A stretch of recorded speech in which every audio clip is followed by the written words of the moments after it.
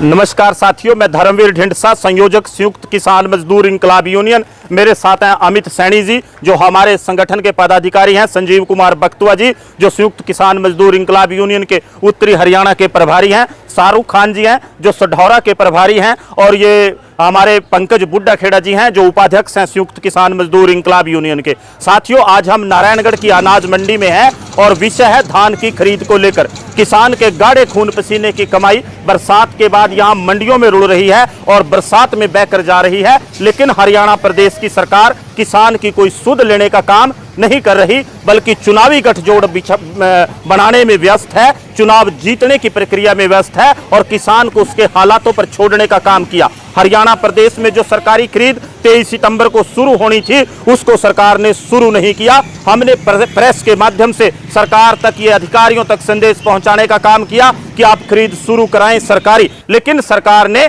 एक ना सुनी। और आज जो परिणाम सरेआम सामने आ रहे हैं कि किसान के गाढ़े खून पसीने की कमाई यहां मंडियों पर और सड़कों में रुड़ रही है, ऊपर से बरसात हो रही है। ऐसे में जो सरकार कह रही है कि 23 सितंबर को नहीं बल्कि 1 अक्टूबर से शुरू करेंगे सरकारी खरीद, लेकिन आज के समय में हमें ये कहीं ना कहीं नजर आ रहा है, क्योंकि राइस मिलर के साथ हरियाणा सरकार की अनबन चल रही है। एक भी राइस मिलर ने सरकार के पास रजिस्ट्रेशन आज तक नहीं कराया, जिसका सबसे मुख्य कारण यह है कि 12,000 गाड़ी आज भी जो राइस मिलर हैं उनके पास पड़ी है, सरकार ने वहां से उठाया नहीं। और सरकार के जो गोदाम हैं उनमें 32 लाख मैट्रिक टन धान चावल उनमें लगा हुआ है, उनको खाली नहीं कराया गया। राइस मिलर ये कहते हैं कि जब हमारा पहला चावल नहीं उठा तो नई जीरी लगा के चावल को हम कहां लगाने का काम करेंगे। ऐसे हालातों में उनकी दूसरी मांगे भी हैं कि जो पर क्विंटल यील्ड है उसको घटाया जाए और उनकी जो मिलिंग के आमदन है उसको बढ़ाया जाए, जो उनको 12 रुपए क्विंटल शायद मिलता है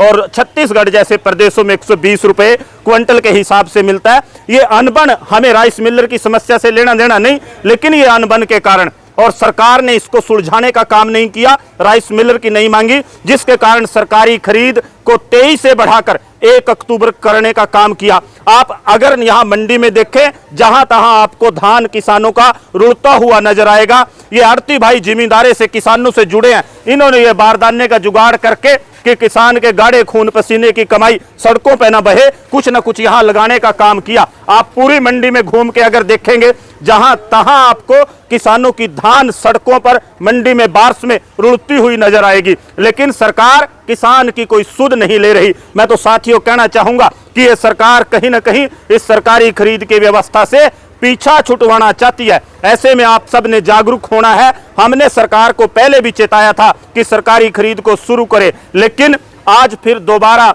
हमारा संगठन सरकार से आग्रह करता है, निवेदन करता है कि कल तक इस तुलाई को खरीद को शुरू करे, नहीं परसों हमारा संगठन 1 दिवसीय अनशन पर इस मुद्दे को लेकर बैठेगा। अगर सरकार सरकारी खरीद नहीं करती, और उसकी शुरुआत मुलाना मंडी गेट से होगी। मुलाना मंडी गेट पर हमारा संगठन संयुक्त किसान मजदूर इंकलाब यूनियन अनशन करेगा सरकारी खरीद को लेकर, और उसके बाद दूसरी मंडियों में भी किया जाएगा। सरकार को चेतावनी है कि वो जल्दी से जल्दी सरकारी खरीद को शुरू करे, यहां जो अड़ती हैं उनको वारदाना दे, तुलवाई शुरू कराए। अरे आप कहते हैं कि किसान के 72 घंटे में हमने पैसे दिलवाए, देने का दावा करते हैं, लेकिन आज के समय में जो हालात हैं, 25% धान मंडियों में पहुंच गया, आपने खरीद शुरू नहीं की, आपने वारदाना देने का काम नहीं किया, आपने तुलाई शुरू नहीं की। और सरकार किसान के खाते में पैसे कब आते हैं? जब मंडी का गेट पास कटता है, जे फार्म चढ़ता है, आई फार्म बनता है, उसके बाद जब मिल में जो राइस मिल है वहां धान पहुंच जाती है, वहां का इनवार्ड हो जाती है,